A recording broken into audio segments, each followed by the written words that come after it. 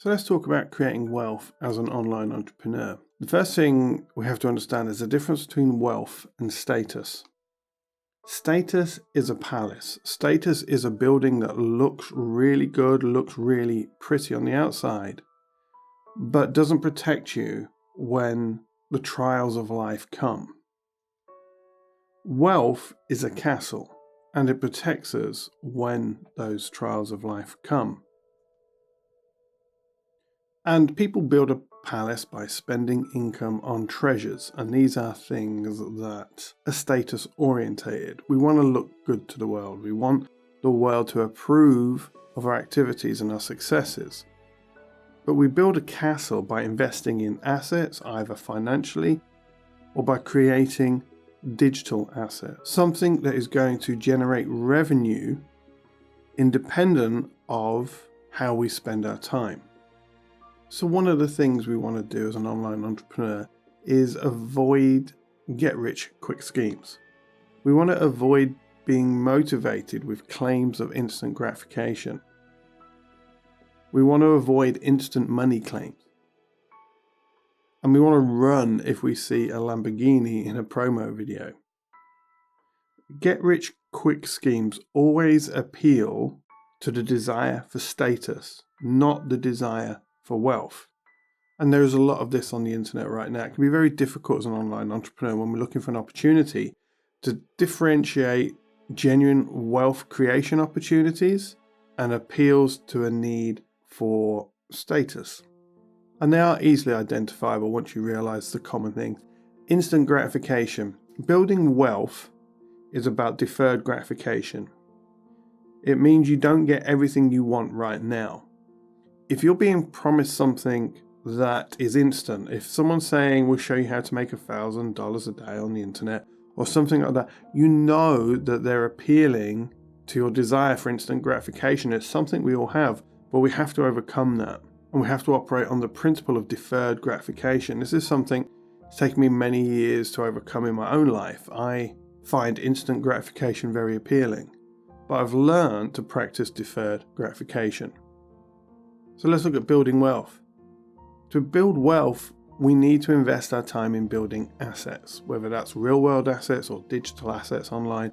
An asset is something that is going to bring you income, whether you're working on it directly at that time or not. So for instance, for us, we've got online courses. Doesn't matter what we're doing, where we are, we're spending time with the family, we can be eating, sleeping, going for a walk. Our income is constantly generated by the assets we've built. And that's what we want to be doing. The more assets we have, the stronger the castle gets. The more we invest in building other assets, the stronger our castle becomes. And we don't just want one asset, we want many assets. A castle is built from walls and turrets and portcullises and the drawbridge and the moat. You have to invest your time in building lots of different types of assets over time to create a true castle. And that way, if the moat gets breached, you've still got the wall. If the drawbridge gets crossed, you've still got the portcullis. You're protected in times of trial. And another thing about wealth is, when we have a castle, it's to protect us, it's to protect our loved ones, and also it's to protect those that are vulnerable in society. And that's why wealth is so powerful, because it helps provide safety for more than just us. Whereas if we're building a palace and its status, it's really only about us and it's very short term. Think about some of the sports stars that earn millions and millions every year, and then they retire, and a couple of years after their retirement, they've got nothing except for some little flat somewhere, some little apartment, and all because they never took their money and invested it in assets. So for instance, you might be full-time employment right now and you're looking to escape full-time employment, but you might have excess income. Well, you want to start exploring how you might be able to use that income to invest in assets that can bring you wealth. And this is the fundamental thing we need to understand about building wealth. It is about building assets. The more assets you have that are earning money for you, the more wealth you will have. The other thing, obviously, is we want to reduce costs. We want to avoid and reduce debt. So when we start out, we might come from the rat race. We might come from a worldview that's been taught to us that teaches us to go and borrow money. And we want to pay that debt off. We want to avoid future debt at all costs. Because when we get into debt, we've got compound interest working against us. So that means we're constantly earning money for someone else, and that money that we're paying someone else is constantly compounding against us. So if you've got a large credit card and you're paying 3, 4, 500, £1,000 a month in interest, that is creating a poverty situation. Eventually that's going to catch up, because no matter how hard you work, someone else is always taking something off the top of you, and you're actually working for them. So the credit cards, they want you to borrow money, and they try and sell it as a lifestyle choice and things like that. But what they really want you to do is start working for them.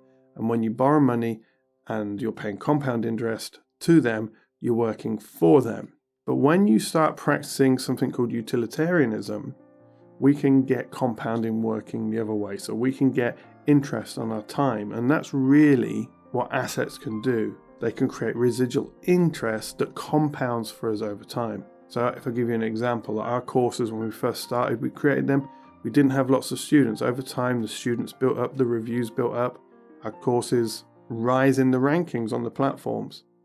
Higher in the rankings, the more students, the more reviews, the higher it goes.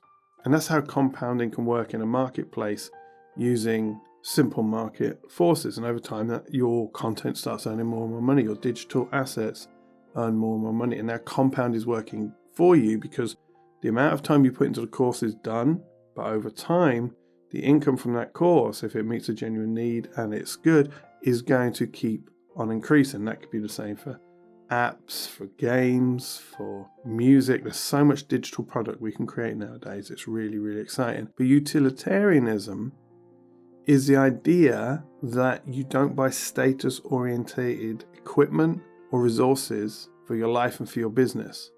So what does that mean? Let me give you a practical example. We bought an iPad Air 2, probably £450, £500. I can't remember how much it cost. 2 years later, the screen went. Now, what we have to understand is Apple don't want their products to last more than 2 or 3 years. They want you to change to their new device every 2 or 3 years. So they've got an inherent interest in your product not lasting. And if you've got an old iPad, in fact, I've got an old iPad, I use it in my studio, it's practically useless now because it's got what's called built-in redundancy. So I can go and spend £500 on an iPad, and that's going to last 2 years. And let's just say we paid for that monthly, or we budget that over that time. That's going to cost me, £20, £21 a month, something like that. And I know that product has only got a lifespan of 2 years.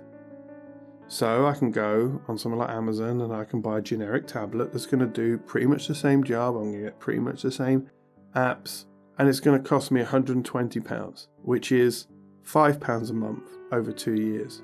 So now we've got a £16 a month discrepancy. Now that's £16 a month. I could use that now, start compounding. I could invest that in some advertising for my business, £16 a month. Do this in a couple of places, and all of a sudden I'm using that money to actually work for me rather than for Apple. And that's what utilitarianism is. It's buying that which you need to do the job. And it goes beyond that. It could be a whole lifestyle. It's buying clothes that are classic so that you're not buying all the latest fashions, but you still don't look out of place. There's lots of different ways. It's the car you buy, which is the car that's most going to serve your actual needs, not your status. So when we buy a car, do we buy a car that is actually going to do the job, is good quality, is going to be fuel efficient, or are we going to buy a sports car that we can hardly afford, is very, very expensive to run, and isn't that practical? And that's what utilitarianism is. And at the heart of building wealth, you will find this practice. So the people that practice this won't buy a 10-bedroom home when a 4-bedroom home is sufficient. They might be able to afford a 20-bedroom home, but they will live in a 4-bedroom home because that is sufficient for them. And they develop assets and they build assets. And over time, you will find that those things that you desire and those things that you want will actually come to you because you're developing assets. And what some people do is if they want to buy something or they want to treat themselves to something, they'll set up an asset specifically to create the revenue for that item. So you might want to buy a yacht, for instance.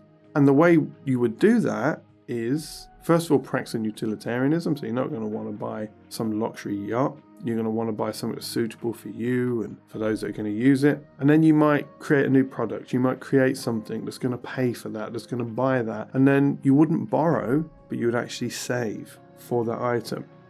And that's the way building wealth works. Invest your time in building assets, practice utilitarianism, and eventually your wealth will grow to a place, as long as you're serving people and producing good product, your wealth will grow to a place that you can have those walls to protect you and your family. You can have that castle and nobody else but you owns it.